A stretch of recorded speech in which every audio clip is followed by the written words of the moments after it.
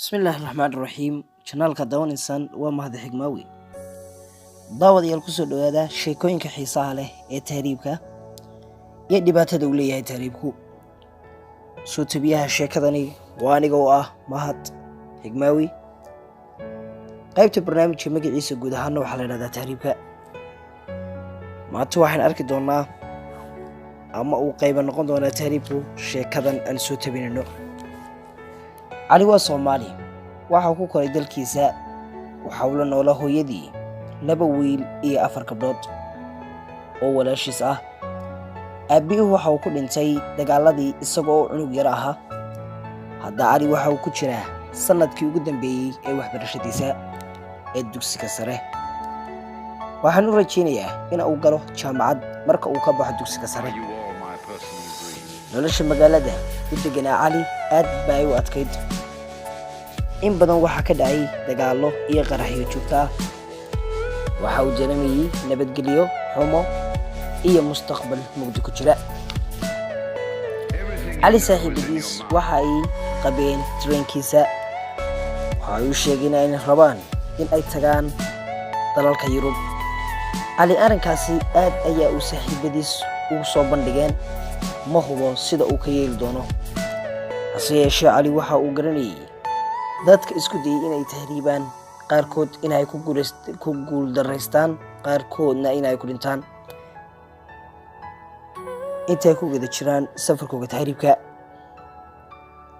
lacag uma baahnid hadda, dib ayaan ka bixin doonaa, waxa ku jawaabay saaxiibkii Ali oo la oran jiray Xasan oo saaxiibkii waxa uu aad u wanaagsanaa. Ali waxa uu maleynayay tani inay tahay fikrad aad u fiican, waanu aqbalay in uu raacibo saaxiibadii habeenka dambe. Xasan waxa uu garanayay dadka caawiya sidii uu dadka uga bixi lahaa intii ay ku jiraan safarkaas tahriibka.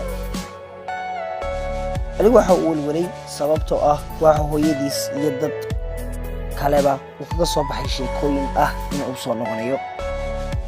sheekooyinka naxdinta leh ee looga sheekeynay tahriibka ayaa midba midka ka dambe ka socmaa, taas oo kordhay warwar Ali oo ku cusbay inuu tahriibo. diyaar uma aha Ali in uu la kulmo wax dhib ah. waxa uu doonayay kaliya in uu tago Yurub oo uu ka galo jaamacadda si uu qoyskiisa u caawiyo. jidka waxay ku kulmeen dad Soomaaliyeed oo sidoo kale tahriibayaal ah. tirada tahriibayaashu waa ay badnaayeen, waxaana isugu jireen rag, dumar iyo carruur aad u yaryar. Ali iyo Xasan waxa ay garteen gabar la dhaho Xaliimo oo isku magaalo ahaayeen. Xaliimo waxay ahayd kaligeed. Ali iyo Xasan waxa ay Xaliimo u sheegeen in ay iyagu weheshan karto. dhammaantood waxa la geliyay gaariga qaybtiisa dambe. gaarigu xawaare sare ayaa uu ku socday saxaraha. dadka qaarkood ayaa awoodi waayay in ay xajistaan gaariga.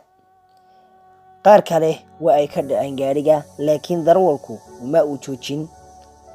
Ali waxa uu cabsaday xoog ayaanu u sii xajistay gaariga.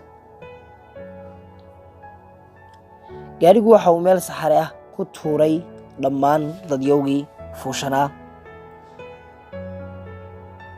dhammaan waxa qabsaday magaafayaal kuwaas oo ku khasbay in ay ka degaan gaariga. war miyaysan ballantu ahayn inaynu meel fiican aadna geysid, ayaa uu ninkii weydiiyey. wadihii gaariga ninkii waxa quri lagu garaacay madaxa, markaasi kadibna waa la wada cabsaday. dadkii oo dhan waa ay degeen gaariga ama waa ay ka degeen gaariga.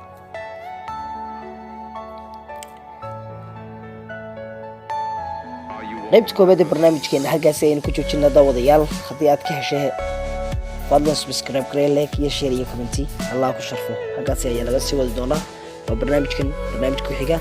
yaanu goodile fi amaanatullaah.